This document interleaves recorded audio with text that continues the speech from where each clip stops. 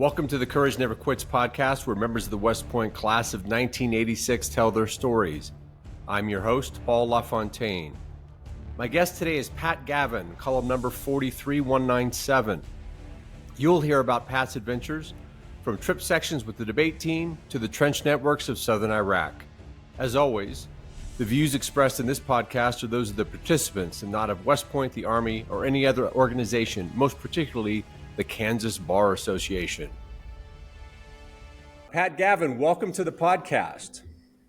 Thanks, Paul. Great to be here. Cullum number 43197, associated with intelligence, leadership, and humanitarianism. Could you imagine the Academy gave you the benefit of humanitarianism as you left?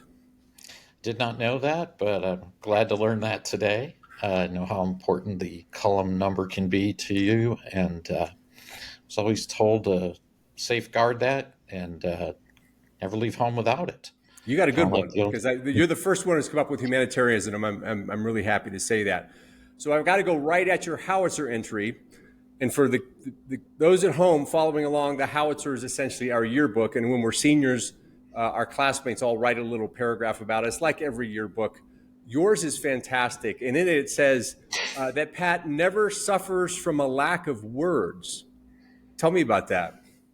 Yeah, I was on the debate team when I was at West Point, and I think a lot of those conversations carried over into the company. And so often I would be talking with classmates or the TAC or whoever about different theories or issues, and I think that's how that made that into the entry in the howitzer. Your classmates specifically, our classmates specifically, talk about a bit of an argumentative streak. Was there ever a time that might have gotten you in a little bit of hot water, maybe when you were a plebe or some other time when you were a cadet? Yeah, I remember when I was a plebe talking to probably the biggest haze in the company about using our honor against us. And he got in my face and said, you take this a little too seriously. So, right. But that was this something that you, like in high school, were you on the debate team, or were you a club, or where did it all come from? Yeah, actually not. I wanted to take a political science class as one of my electives. That was my major. And it was on public speaking. I just thought it'd be interesting because they said they were going to look at the presidential speeches. And I didn't realize the condition to getting into the class was agreeing to join the debate team. So as a junior, having never debated in my life, I joined the debate club and really found I enjoyed it, and was an opportunity to go visit other colleges in the area and get off post more than we were supposed to be, and it was really a interesting and good time. So did you used to debate Navy? Like, was it that kind of thing?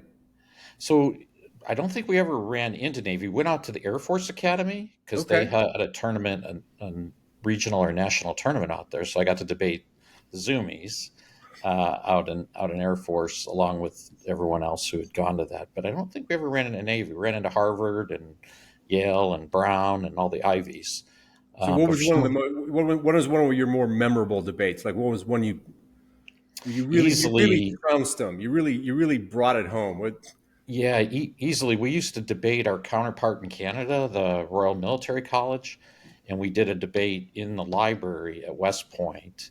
And we, because many of the judges were from West Point, we won that one. And then we had a reciprocal debate as seniors up at the Royal Military College in Canada, and we lost that one. So the debating styles are very different. Ours were very evidence-based. Whereas the Canadian debate style is much more like what you'd see in Parliament, many more jokes and comments and kind of ribbing your opponent. And we were right. Tad more serious. So clearly, even as in football, so goes debating. There is a home court advantage. I think so. Yes, sir. That's awesome. So talk about your setup. You're in Lee Summit, Missouri. Is that still the case? You're near Kansas City. Yeah, we're in Lee Summit, Missouri. And I'm originally from back east, Dunkirk, New York, is what you see in the howitzer entry. And came out here by way of the Army. I was stationed at Fort Riley right before Desert Storm kicked off, and met my wife-to-be on an outing to Kansas City. and she was living in Kansas City, and we started long distance dating. And then after the war, got out, got married, went to law school, and moved out here to Lee Summit. And so that's kind of our short story. Been here, well, over almost 35 years. Oh, wow. So I imagine she's got family there, so you had a good setup there. Well, she's Yeah. actually from Des Moines. Oh, So okay. she had moved down here at that time. The nursing market was better here than in Des Moines. So she got a job down here in Kansas City. So that's how she was here. So, Well, I'm sitting in Denver, just a short drive away. So oh my, just over the plains, that beautifully exciting drive between Kansas City and Denver that we probably both have done multiple times. So I've let's go done back that. to Dunkirk, New York, which is it's on one of the lakes, right? It's on Lake Erie. Yeah. It's about 37, 38 miles from Buffalo.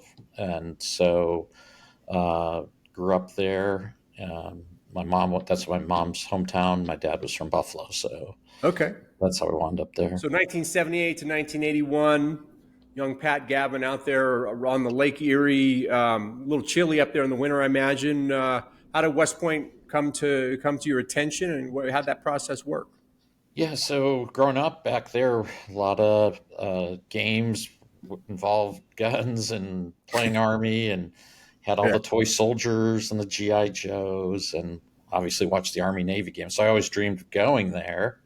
I always felt maybe, it's kind of the post Vietnam era that Yeah. maybe I could serve and maybe I had something to offer, and so that's why I pursued Army. And I always thought like to keep my feet on the ground. So I don't want to swim, don't want to fly. So that's why I wound up at West Point. So Now, coming out of high school, were you a grades guy? Were you an athletics guy? What was it or were you just an all-around candidate? yeah, What foot did you put forward?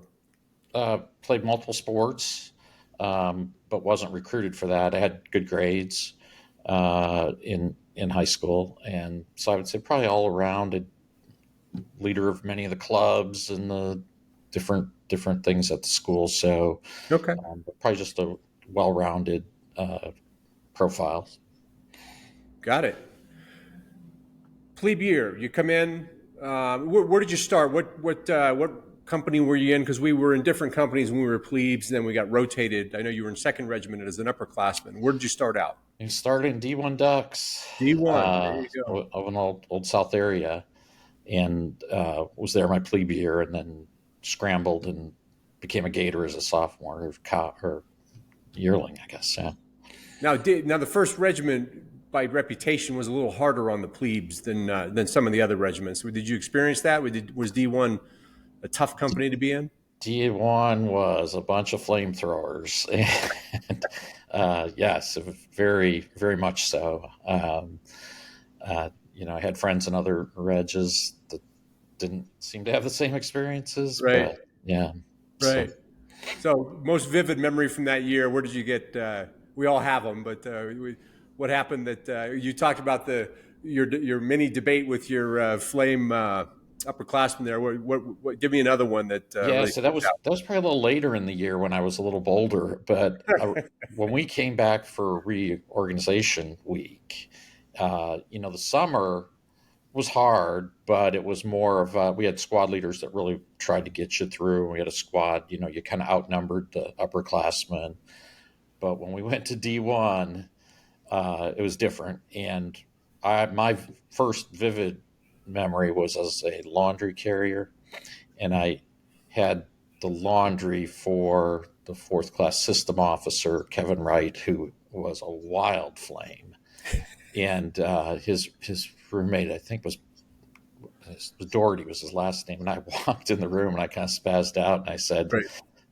laundry for Doherty. And I'm like, what? And so got flamed out for that. And that, I just remember that first semester was a really hard one, especially when you had to start studying Right. and master all the fourth class stuff too. So, but that one sticks out right off the bat. So, Right.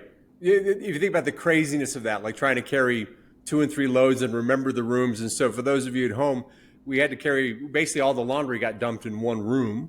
the head laundry carrier, and then we had to deliver the correct laundry to the correct room, which created a nearly infinite opportunity to make a mistake, and mistakes were rewarded with this kind of treatment that you described. Yeah. How'd you find the academics? Was the academics easy for you, or did you have to really knuckle down on that? Yeah. So that first semester I thought was really hard, especially math for some reason, which I'd been pretty good in high school. But I just think the overall environment that first semester was really hard. But once I got past that semester and started getting into more of the social sciences, I did a lot better. And I think I constantly was on the upswing for the remainder of my career there. I never got into star territory or that, but finished with a pretty decent. Well, I was always on the downswing, so I guess we averaged out between us. Yeah. So now moving to second reg as an upperclassman, you come out of D1 real tough, and then you move into second regiment. A bit different, I imagine. What was it like going to your new company? Yeah, it was strange, right? Because you lost a lot of the relationships that you had in your freshman group, and you didn't know any of the upperclassmen. So Right. you're kind of in a nowhere land initially. So that yearling year was kind of like a lost year, I think, as far as the company went. But then as you got to know the upperclassmen, you moved up. And we went through a series of tact officers for some reason. It seems like every year we had somebody new. But I think by the time we were firsties, we were a pretty tight group. And I want to say we won like the Regimental TAC Award or something for marching and military stuff and all that. And what path did you cut there? Were you military oriented? Did you do a lot of studying? We all kind of had a preference there where we spent our time. Mine was yeah, goofing off, just to give you. yeah, the goofing off a fair amount. And I think the social science classes came easier to me. So I think I had a lot more free time. I didn't have the big engineering projects that other Right. folks would get tied up with. I was gone a fair amount with the debate club off. Wound up as the XO in our senior year with Jeff Jones was the CO, Todd Gow was the first sergeant, Steve Cummings was the fourth class system officer. So XO was my role as well. So I know, great role. of what you speak. Yeah. Not sure they have that anymore. So I'm sure like a vestigial tail, we dropped off. That's right. So, what did you end up studying? You said social science. Was that what you majored in? I wound up majoring in political science. Political science. Okay. I always thought I would go into law, which I did wind up going into after I got out of the service, but initially went into the Armor Corps, so didn't have any use for that initially. So they didn't really have much of a pre-law. I mean, we had our con law classes and stuff you had to take. So I just majored in political science. It was interesting to me and came easily. So now we need insight from you, Pat, because a couple of the folks who've been on the podcast and myself talked about why we didn't go armor. And it usually tracks back to that Fort Knox trip where we got banged around in tanks. So Andy Napoli got cut in the face. I had the wind knocked out of me. And so everyone talks about, I got in the tank, I got thrown around, I didn't go armor. But obviously you didn't have the experience. At what point did armor become acceptable to you, or how did that work? Yeah, so I really did enjoy armor, that experience that you're talking about. I didn't have any injuries. Our tanks didn't break down. But I also knew we were getting, the Army was getting M1 tanks and M1A1s. And I think we drove 60s at Fort Knox. So those were kind of older. But I also had some good mentors at West Point, Major Kababa and Captain Conover.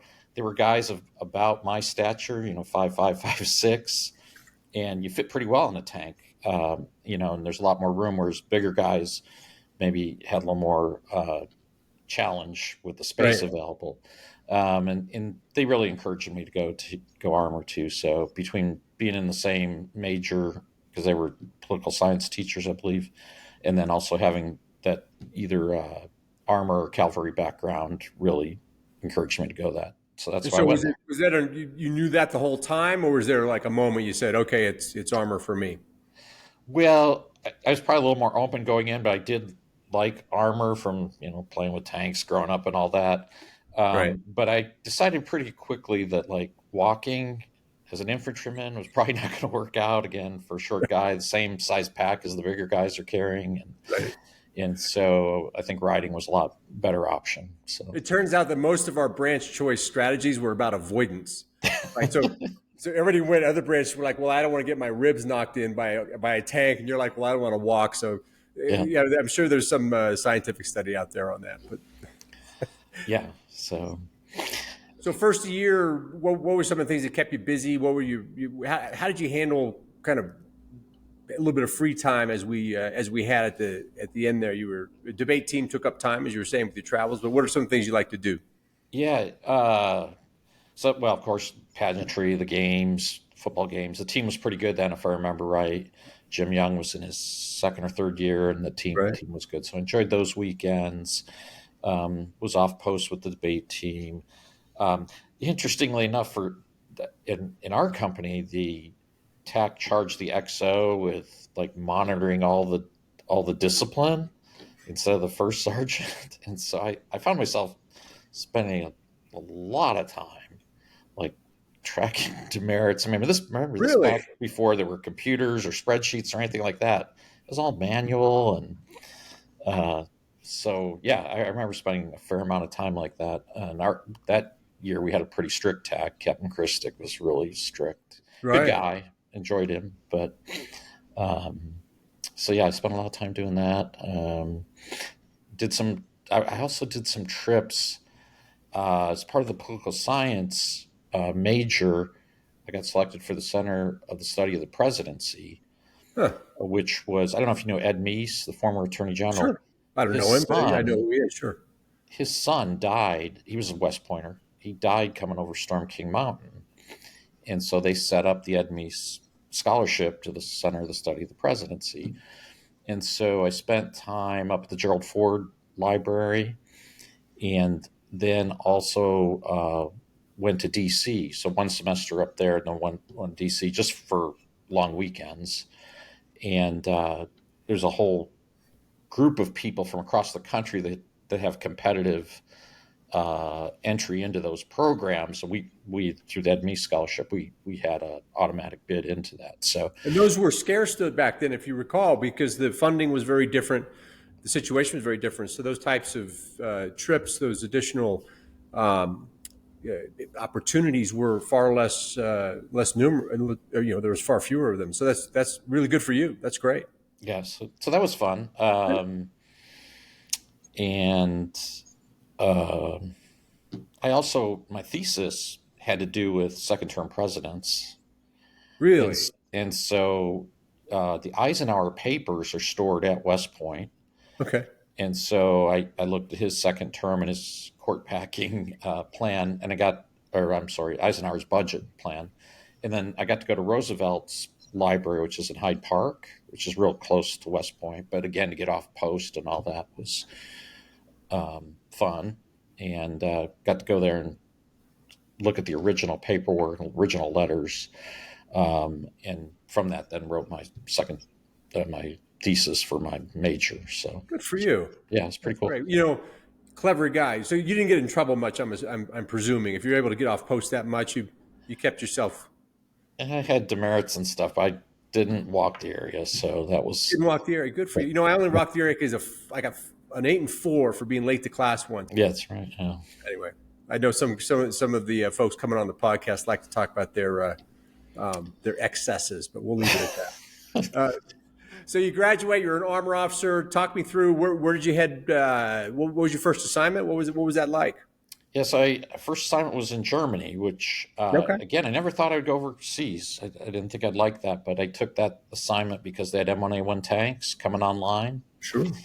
and so got there at the end of '86, and the tanks, our M1s were already mothballed, so we're waiting for the M1A1s to come in, and we immediately picked them up and went on an exercise called Winter Warrior, and was going across the German countryside back when we had maneuver rights, and there's just nothing like flying across that in an M1 tank. So that was kind of my indoctrination to Europe, and was there for 3 years. Did get to pull border guard duty when they still had the dog runs and the live rounds, and Right. we had folks, cross over into our camp, and we, gave them asylum and whatnot, and then was there in '89 when it came down, when Amazing. the wall came down. So yeah, just What a do you crazy. remember about that? What were you? Well, it happened so fast because we were getting our PCS orders. We're kind of out, getting ready to out process, but all of a sudden you start seeing all these East German and Yugoslavian cars, which were tiny, and they were just all over. And then again, you didn't have the cable networks like you do today, at least in Germany you didn't. So you were looking for armed forces information, and Yeah. you just noticed the folks showing up, and it just happened so fast. So it was crazy. You're right in the middle of history, right? As it I shifted. like to take credit for bringing the wall down. Yes. Yeah, you know what? You should, right? Yeah. You should. So After all, with that Cullum number, you're a humanitarian. You opened the whole thing up, Pat. there you go. So you PCS. So you did a short stint in the Army. Is it Well, I'm sorry. I not ETS? I went back to PCS. So ETS. you're going back I to went the to States. I went back to the advanced course, Oh, you did. Okay. Yeah. and for the armor, and it was the time where the wall had come down, and they were basically going to disband the armor force. Right. Guys were getting out left and right, and we decided, there's a bunch of us there. We decided, well, we'll give this one more go. So we went out to Fort Riley, Right. and was there weeks before Saddam Hussein invades Kuwait. And the one place in the world you could use a massive armor force, and so we were there, and Fort Riley still had the old M1 tanks. Right. And so when we went over, they said, these are not going to be of much use. We're going to retrofit these with blades and rollers and rakes. And we were the tip of the knife on the Hail Mary play. We cut through the trenches. And based on our simulations, that was supposed to be it. We were supposed to get hit with artillery and chemicals, and we would just push the British first armor through us, and we'll stop. We'll lick our wounds, and that'll be the war for us. Well, we got through. We passed the British through, and we're looking around. I was like, what do we do? We didn't. You're all still there. We're all still there. The chemicals didn't come. The Iraqis didn't fight. Right. And we were just told, head north. And so we literally, for that 100 hours, we were moving. And we wound up, our unit wound up at the Safwan air site. We secured that, and that's where the surrender took place. And what was your actual role? So you've been in the advanced course, and so what was your actual role? Yeah, so I came in as the S3 liaison officer. Mm-hmm. When I showed up at the battalion, and then our S3 Air left during the hostilities, and so I was put into that role. And during the actual ground war, was in the TOC, which is the Tactical Operations Center. So I wasn't in a tank, but we were following along in the Operations Center At a battalion level. So you were the battalion. Yeah. Got it. Okay. Yeah. So, well, the S3 Air was kind of an exciting role to have in Desert Storm, because there was a lot of air to call. So good for you, man. there was, but they actually put an Air Force guy to do the calling. We were just doing the coordinating, but so there was a lot of air power used, absolutely. And so how long did you stay up? So you did the Thunder run up 100 hours, and did you guys get an opportunity to turn around pretty quickly, or did they stick you up there for a while? We then pushed a little bit further north for, I want to say, another month or so, but all the rules of engagement had changed. We weren't firing on anybody. We had Iraqis trying to walk into our camps for medical treatment, and civilians, and for food and things of that nature. But then they pulled us out. I want to say we were there another month or two, and then got home in May of that year. So all in all, a pretty quick stint from January to May, I think. So what was it like? Let's dive down into this. So you get the operations order. Now you're of course the S3 air liaison officer, but what was it like to hit an operations order, or what was the mood like in the group? Where it was like, okay, put these blades on the tanks. We hope a bunch of you get through. That's your mission. Like you're going to go into these trenches and just push it, and you know, Yeah, there you go. Right? I mean, what was that like? it was surreal, I would say. Now, from the the officers all participated in the simulations, but Right. the frontline troops, and they didn't really know, but they did kind of wonder why we'd been selected to do that with the tanks. Right. But I do remember pretty vividly the night before the ground war kicked off. We were listening as H hour approached, 3 or 4 in the morning. We were listening to the BBC talk about the settlement negotiations and whether the last ditch would Saddam pull out as he was, and we just we heard that they'd fell apart. And we're like, okay, let's go. And Right. so, but kind of remember that really sticks surreal. out. But Surreal. What? So you rotated back to Fort Riley. You'd met your sweetheart before you went.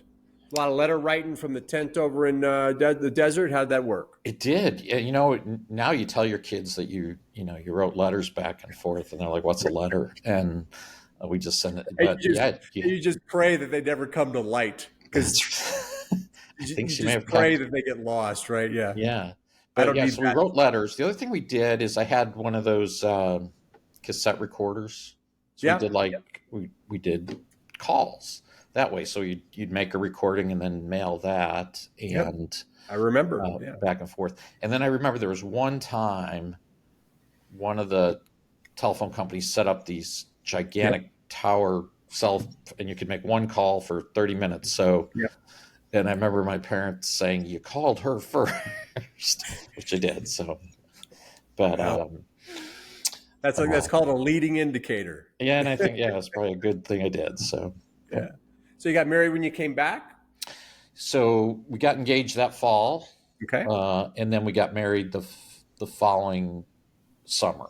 So June Okay. of 1992 is when we got married. So the decision to get out, was that part of you got married, got out? How did that all come together in terms of just the decision to leave the Army? Yeah, I think part of it was going back to why I went in the Army. I felt I'd been in combat and led soldiers in combat, kind of checked that box.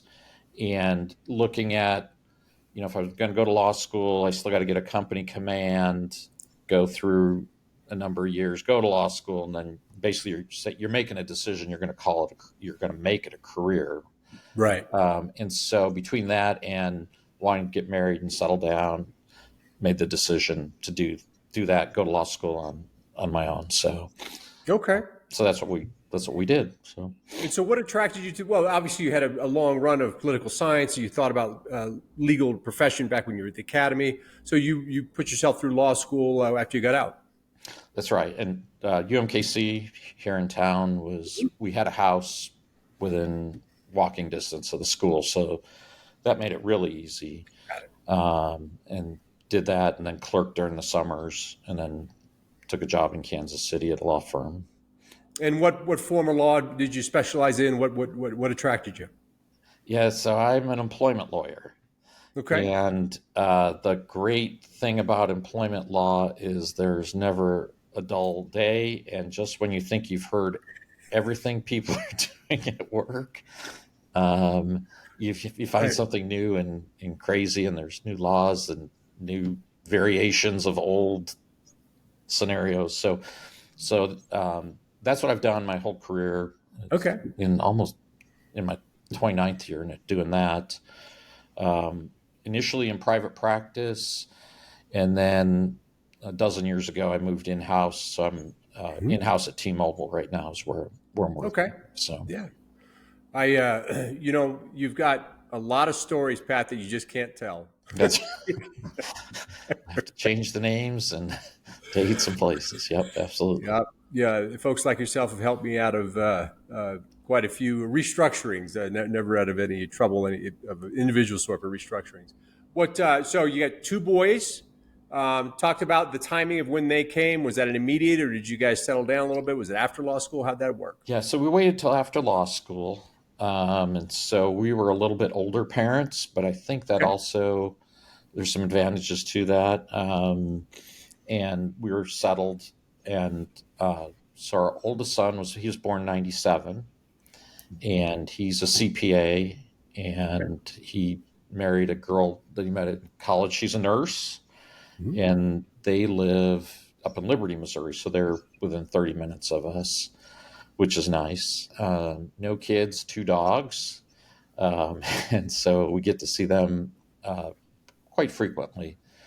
Then my other son, he's 3 years younger, and he is a cybersecurity guy. He is on the red team, which tries to hack into companies' security and Yep. show them their vulnerability. He works for a company called CrowdStrike, which is Okay. out of California, but he works remotely, and he bought a house right around the corner from us. So he's, Okay. Good for him. All right. yeah, So the so whole family's there in KC. yeah, They grew up there, and that's great. And no grandchildren yet, but always. always hoping, yes. Well, just around the corner. I'm sure your Yeah. lovely wife might have a thing or two to say about that Yeah. when the boys come over, right? That's great. And what keeps you busy now? What do you do for fun?